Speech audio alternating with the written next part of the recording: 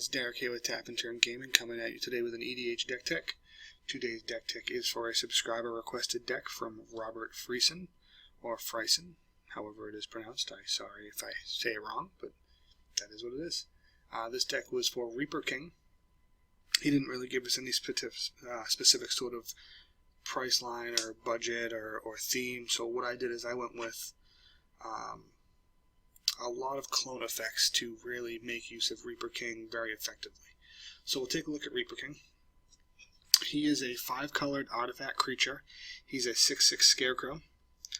He gives other creatures you control, other scarecrow creatures you control get +1/+1, and whenever another scarecrow comes into play, under your control, destroy target permanent. So whenever a scarecrow comes in, he gets to Vindicate, and that's pretty cool.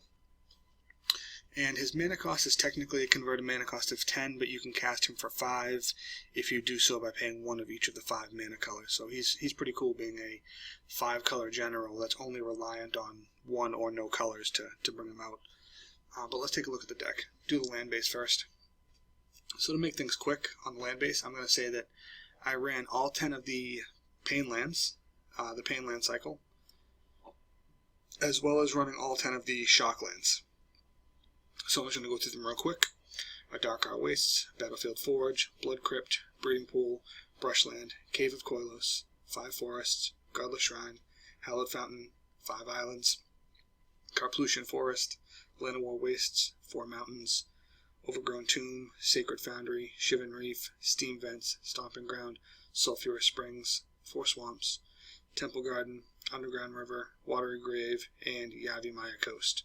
So, pretty basic mana assimilation here. We've got all 10 Pain lands, all 10 Shock lands, and then a small variation in all the different basic lands, except for islands. Except for plains.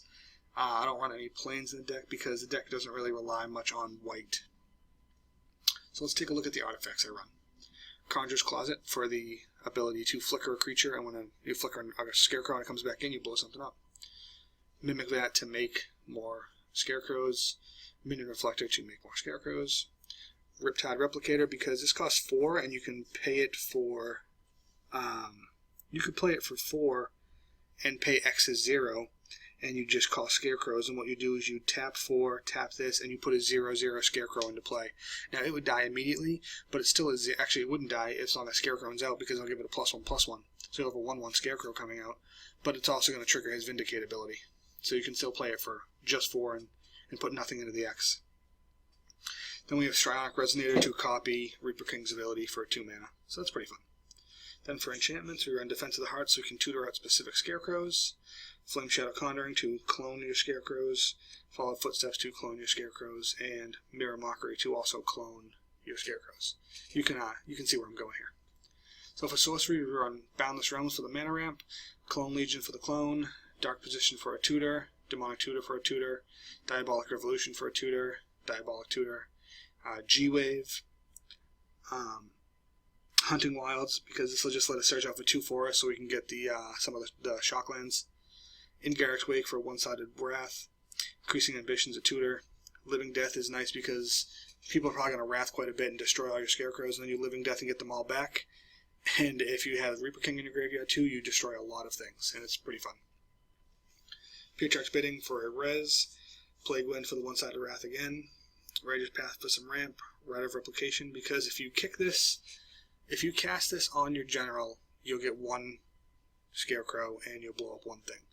If you cast this kicked on a Reaper King, I believe the math works out to where you get 5 scarecrows, 5 Reaper Kings, and you destroy 25 permanents or something like that, something ridiculous. So it's really, really cool.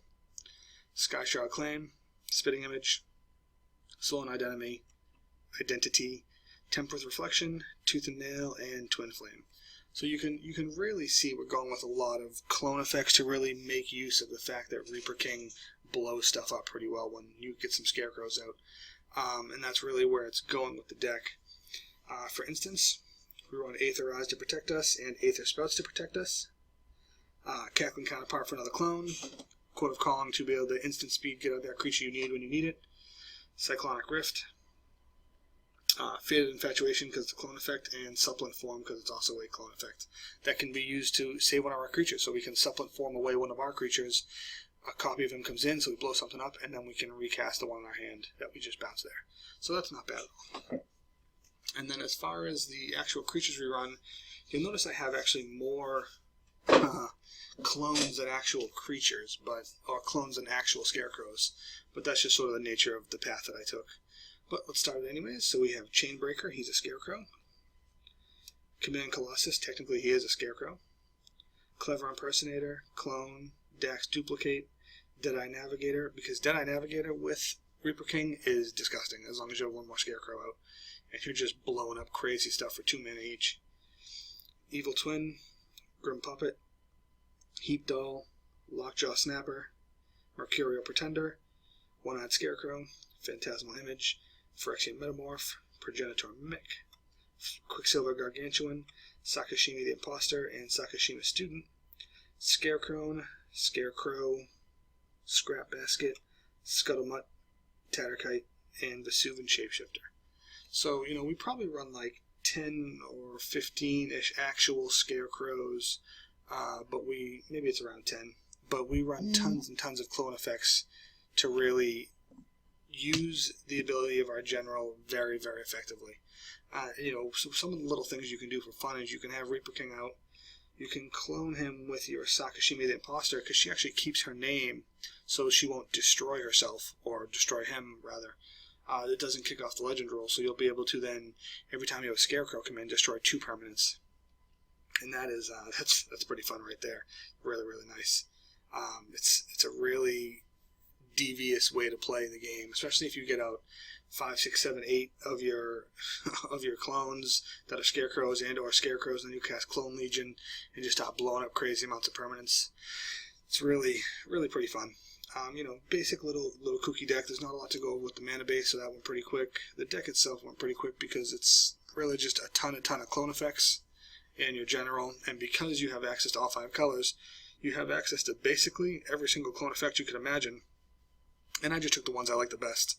So basically, we focused on green for mana ramp, and the blue, black, and red for the clones, because blue has all your traditional clones. Black, not for the clones. Black was in there for the tutors, to be able to find the specific clones that you wanted, and for a couple sweepers. And red is in there because it actually has a fair amount of instant speed clone stuff and stuff like that. The only reason I didn't put in, say, Kiki Jiki is because of his general price. Really, he's a pretty expensive card, and I wanted to make this deck as reasonably cheap as I could. It comes in at $290. Solely because of the mana base. The mana base is where all the value is in this deck. Everything else is, if you take out all the mana base, the deck probably costs $50, $60. Not very much at all. But as far as the deck itself, we have a good chunk of creatures, fair amount of sorceries, about the same amount of enchantments and artifacts, and instants aren't very much either. We have a pretty good split of green, blue, black, and red. They're pretty fairly split. Actually, it's very fairly split. 26% green, 26% blue, 24% black, and 24% red. So that's a happy accident that it's balanced out pretty perfectly like that. And the only reason we even have lands in here that produce white is because you can use them for Reaper King, and also because having the Hallowed Fountain did give us the Island subtype, and having the Godless Shrine did give us the Swamp type, and such and such and such and such going forward. That's really the only reason why.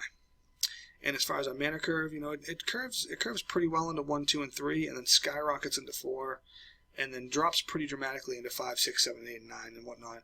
So once you get over the 4 mana hump, you'll start to be able to drop, for the most part, 2 or 3 spells a turn.